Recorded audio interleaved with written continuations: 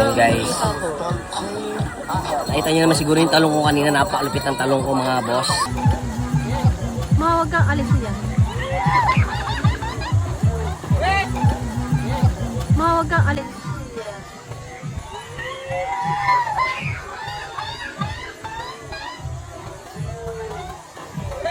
Siyempre, dito yan sa Nambalan, napakaganda.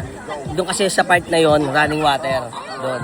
So dito naman yung mga naipon na tubig. Tapos dito yung jumping station. So napaka-solid dito, guys. Ayab, masarap dito, guys. Ang sarap kasi ibang ambience naman. Then ang nakapaligot sa'yo, puro bundok. Pag makikita nyo, puro bundok, napakaganda. Sayang wala tayong drone, guys.